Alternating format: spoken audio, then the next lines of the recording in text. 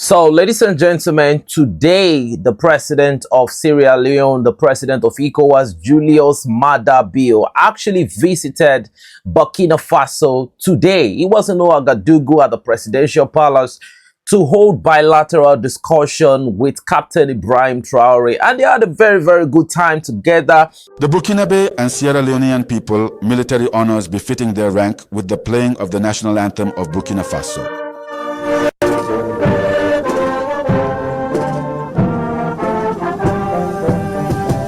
And that of Sierra Leone.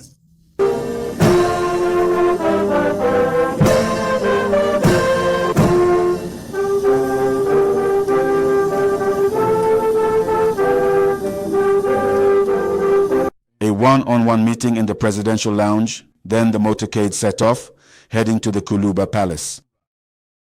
The President of the Republic of Sierra Leone is in Ouagadougou for a friendly and working visit. The aim is to further strengthen bilateral cooperation between the two countries. At the heart of the discussions during this one-on-one between President Traoré and Maada Bio at the Kuluba Palace were issues of regional unity and international relations. I am here today on behalf of the ECOWAS as the current chair of ECOWAS, and also in my own capacity as president of Sierra Leone, and for the second time in Burkina Faso to express solidarity with the Burkinabe people.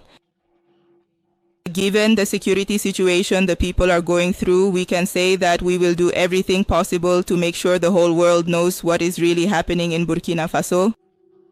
As West African countries, we are all one family, and we must resolve our problems within the family. Development is a major concern, and we must work together to achieve this development. Some seem to think that we are divided because Burkina Faso and the AES countries left ECOWAS, but I can tell you that is not the case. We are working together. Dr. Julius Maada Bio remains optimistic about the return of peace to Burkina Faso, as well as within the Confederation of States of Israel. Above all, he assures his willingness to work closely with his AES counterparts for the stability of the region.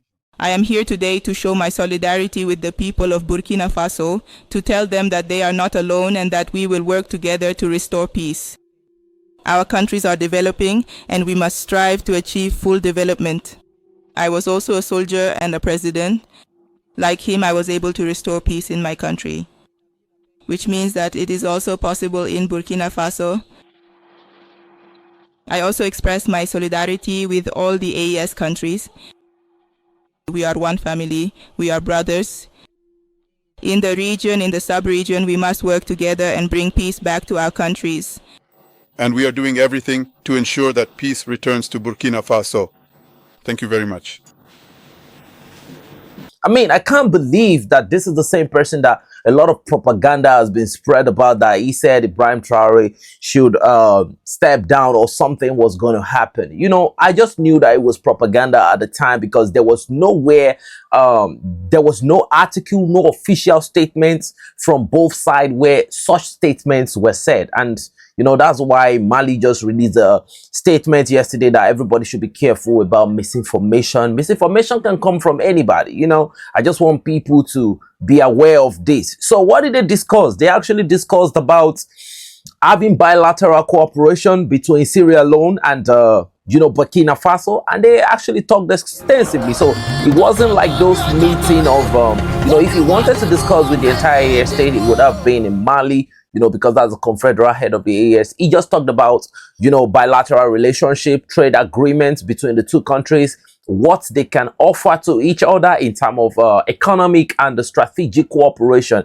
And, you know, Sierra Leone has a lot to offer. You know, when you talk about diamond, Sierra Leone is a rich country, right? But again, Burkina Faso is equally a rich country. So they actually talked about economic relationship. They talked about cooperation. And I think, you know, there were some extensive details that they actually discussed about that is very, very beneficial to the citizens of both countries and to every African as a whole. So, I mean, look at how he's seated, right? That's not the body language of somebody that actually make threats, right? I don't, it's not maybe he did it and it's now, no, he never said it.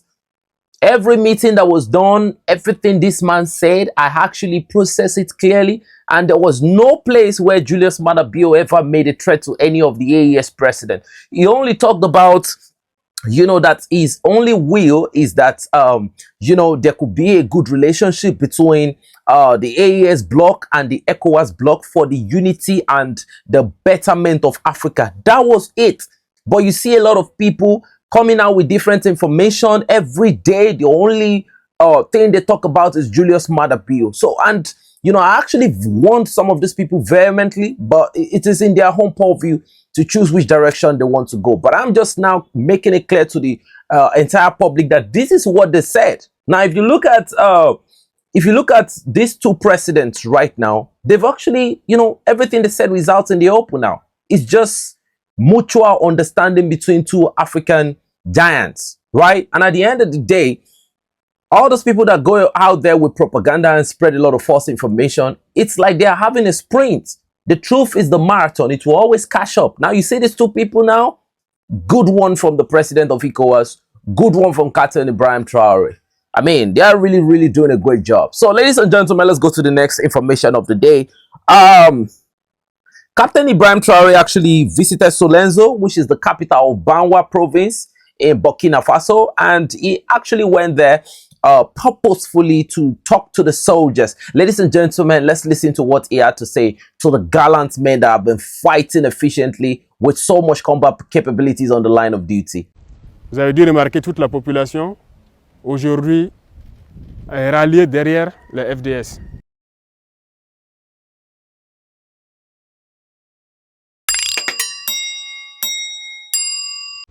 You must have noticed that today the entire population is united behind the FDS. There is absolutely no reason whatsoever to betray our people and no conceivable reason to abandon them. If you can even see ordinary civilians bravely stepping up and joining in the defense of our beloved homeland through the VDP, then there is certainly no reason for us as the professional armed forces to ever lower our heads in shame. That's not possible.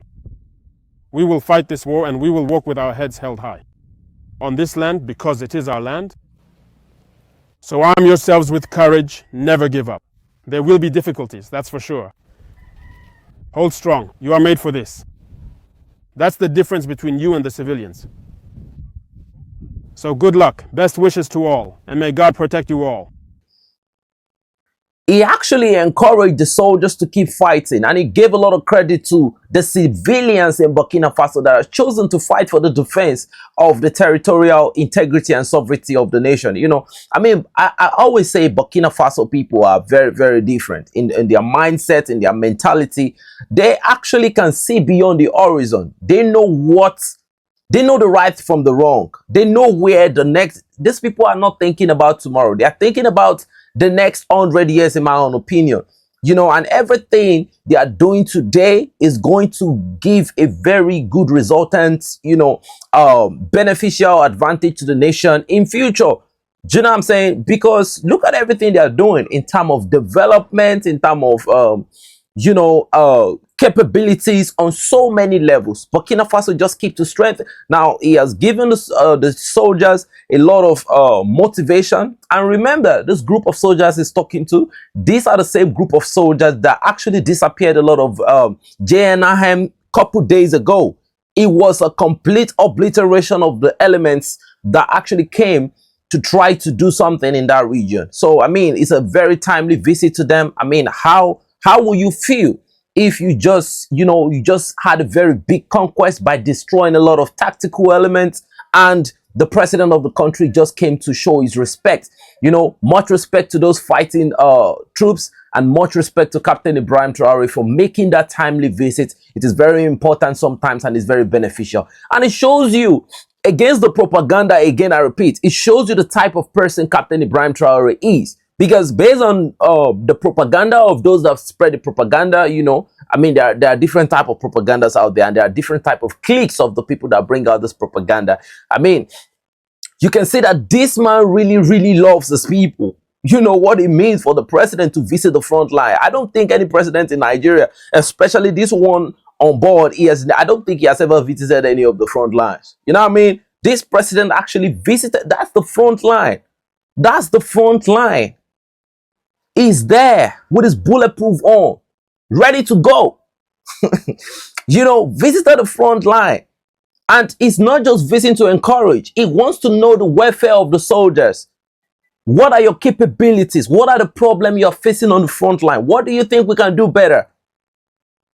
This is a manager here. This is a coach right here. This is a human manager. Captain Ibrahim Traore is not just a figurehead in Burkina Faso. It's not just that guy that everybody think, you know, they know. You don't really know how deep the deeper the level of this guy when it comes to how he treats the citizen of Burkina Faso. These people, they are really, really the real democracy that people really talk about, not the ones we have now.